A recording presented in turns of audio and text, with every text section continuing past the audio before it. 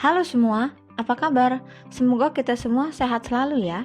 Minggu ini dalam kelas pengantar bisnis, kita akan membahas mengenai produksi dan manajemen operasi. Ketika berbicara mengenai produksi, ada beberapa istilah yang patut diingat, seperti proses produksi, form utility, proses manufaktur, dan assembly proses. Proses produksi merupakan aktivitas penggunaan faktor produksi atau input seperti tanah, tenaga kerja, modal, dan menggunakan input tersebut untuk menghasilkan output dalam bentuk barang, jasa, maupun ide. Cara untuk menghasilkan output adalah dengan aktivitas seperti perencanaan, routing, dan penjadwalan. Proses produksi terbagi menjadi dua, yaitu continuous process dan intermittent process. Continuous process terjadi saat proses produksi memakan jangka waktu yang panjang dan menghasilkan barang jadi. Sedangkan intermittent process memiliki jangka produksi yang pendek dan produsen sering menyesuaikan mesin untuk menghasilkan produk yang berbeda. Dalam melaksanakan proses produksi, sebuah perusahaan menciptakan firm utility atau penambahan value pada material saat mengubah barang baku menjadi barang yang berguna atau finished good. Dalam memproduksi sebuah barang atau jasa, produsen dapat melakukan dua proses yang berbeda, yaitu proses manufaktur dan assembly proses. Proses manufaktur terjadi ketika dalam proses produksi sebuah material berubah secara fisik ataupun kimiawi. Sedangkan assembly proses terjadi ketika menyatukan beberapa komponen untuk menghasilkan suatu produk. Saat membuat chandelier, perubahan pasir kuarsa menjadi gelas merupakan proses manufacturing. Sedangkan pemasangan kabel, pernak-pernik, dan komponen lainnya merupakan assembly proses. Perencanaan manajemen operasi membantu menyelesaikan masalah-masalah pada sektor jasa dan manufaktur, termasuk masalah facility location, facility layout, materials requirement planning, purchasing, inventory control, dan quality control. Pertama adalah facility location.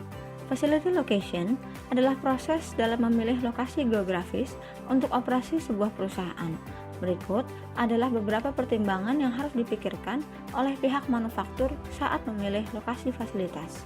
Pertama, biaya tenaga kerja, ketersediaan sumber daya, akses transportasi, IT, pajak, tingkat kejahatan, dukungan dari pemerintah, dan lain-lain. Namun, beberapa perusahaan lebih memilih untuk melakukan outsource operasinya kepada perusahaan-perusahaan yang lebih profesional dan menciptakan hubungan baru dengan supplier secara online. Hal ini disebut sebagai interfirm process, di mana perusahaan bekerja sama untuk merancang, memproduksi, dan mengirimkan produk ke pelanggan. Perusahaan juga dapat beroperasi dengan cara telecommuting atau bekerja dari rumah menggunakan komputer dan modem, seperti yang kita lakukan sekarang.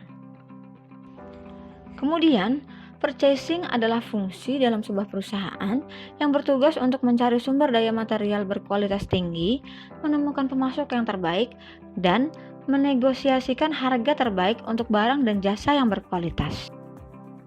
Selanjutnya, inventory control akan dijelaskan dalam bentuk just in time atau JIT, material requirement planning atau MRP, dan enterprise resources planning atau ERP.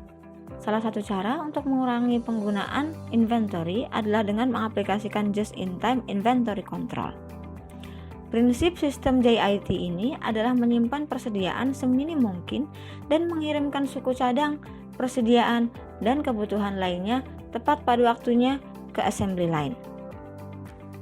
Nah, agar sistem JIT ini dapat bekerja secara efektif, jadwal produksi harus akurat dan harus memiliki koordinasi yang baik dengan para pemasok. Keakuratan jadwal produksi dapat dibantu dengan suatu sistem bernama Materials Requirement Planning atau MRP dan Enterprise Resources Planning atau ERP. MRP adalah sistem manajemen operasi berbasis komputer yang menggunakan perkiraan penjualan untuk memastikan suku cadang dan bahan yang dibutuhkan tersedia pada waktu dan tempat yang tepat. Sedangkan ERP merupakan versi terbaru dari MRP yang menggabungkan fungsi dari semua divisi dan anak perusahaan secara digital ke dalam satu program perangkat lunak terintegrasi dengan menggunakan satu database. Dan yang terakhir adalah mengenai quality control atau pengendalian kualitas.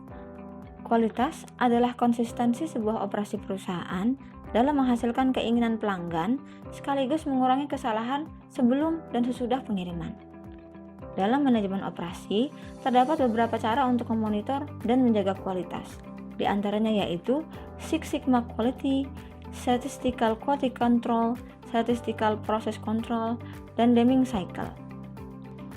Yang pertama adalah Six Sigma Quality, yang menetapkan benchmark defect per 1 juta peluang dan berprinsip untuk mencegah masalah sebelum terjadi dengan mendeteksi potensi masalah.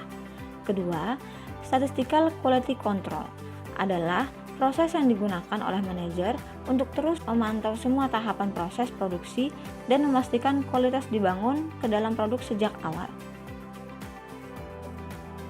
Ketiga adalah Statistical Process Control, yaitu proses pengujian sampel statistical komponen produk pada setiap tahap produksi dan memplot hasil pengujian pada grafik. Hal ini dilakukan agar manajer dapat mendeteksi dan memperbaiki deviasi dari standar kualitas yang terjadi pada setiap tahapan produksi.